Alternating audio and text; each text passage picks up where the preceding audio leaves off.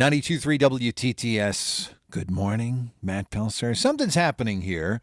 Something that should have happened a lot sooner, but better late than never. For a state that touts our basketball cred as much as we do, we haven't hosted the NBA All-Star Game here since 1985. And we would have hosted it 2 years ago, but, COVID. But next year it's happening. And the extra time is giving us some extra ideas. And I have Danny Lopez here with me. He's VP for External Affairs and Corporate Communications with the Pacers. Danny, how you doing this morning? I'm doing great, Matt. Thanks for having me on. Absolutely. So what are we talking about here? We're talking about some special art installations ahead of the All-Star Game next year. Yeah, so you hit the nail on the head. We originally had All-Star in 2021. We had to push that back by a couple of years, but there's some silver linings to that.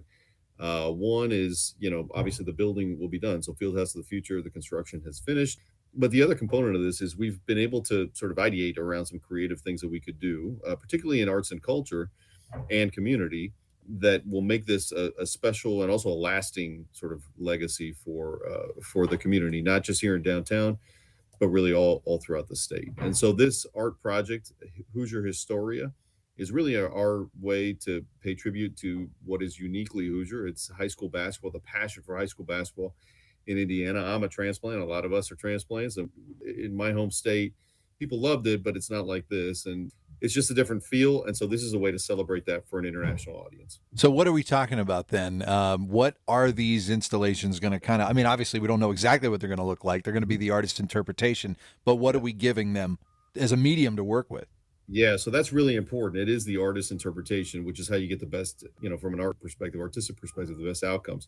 So what we did mechanically, just to give you a sense, is we pulled a committee together that was folks that had been administrators at the IHSAA, former coaches, former players, journalists who covered forever the IHSAA. I mean, the guys that you talk to in a restaurant or whatever, and they tell you about the 1962 tournament and how it was so special, those types of people.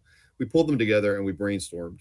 And we said, okay, so what are the 50 stories? If we were to try to boil this down across all eras, both boys and girls, just boil this down to like the 50 stories that we could put out there and let Hoosiers vote, what would they be? And so we came up with that and we put them all on a site. It's pacers.com/Hoosier Historia.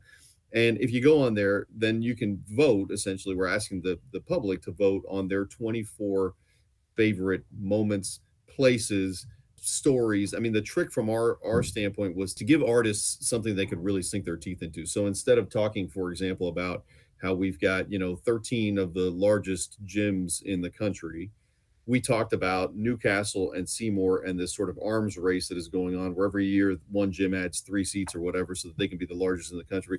And so we tried to give the stories some meat so that the artists can take them. But you can get on there, pacers.com/Hoosier Historia, and vote for your favorites. And then we're going to take the top 24, turn them over to artists from across the state, and they're going to paint their interpretations on these 6-foot basketball sculptures that'll be on display all throughout downtown on All-Star Weekend next year. Oh, my goodness. That's going to be so cool, especially for people who have grown up hearing these stories and having gone to these places. My first radio job was covering high school basketball, and I got to go see Newcastle, and I was like, what is this? What is this? And I can't imagine, not to take much more of your time, Danny, but I can't imagine being a transplant and then hearing these stories, this history for the first time. And not just a transplant man, but a recovering high school coach. I coached high school basketball in Miami before moving here, where I was born and raised, before coming here. And so for me, this was the funnest thing from a professional standpoint that I've done in a long time, because you got these people together and they just it just became it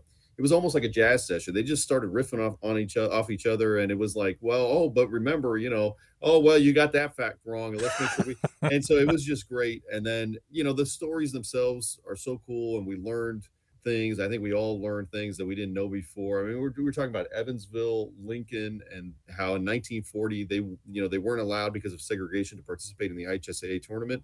So they participated in a black tournament, won the Black National Championship. It was one of the greatest teams ever in the history of the state that never gets recognized. And so, just these types of stories that are just so cool, we've been able to pull them out. And hopefully there's a little bit of controversy. What we'd love is for people to get on there and go, well, that's missing, or, why did this get added and not this other thing? We'd love a little debate. I think this should be a really fun thing for people to do, I hope. Weigh in. If you got those strong opinions, go to pacers.com/Hoosier Historia. Place your vote. I can't wait to see what ends up turning out here. Danny Lopez, VP for External Affairs and Corporate Communications with the Pacers. Thank you so much for your time. I'll be voting. All right. Appreciate it, Matt. Thank you.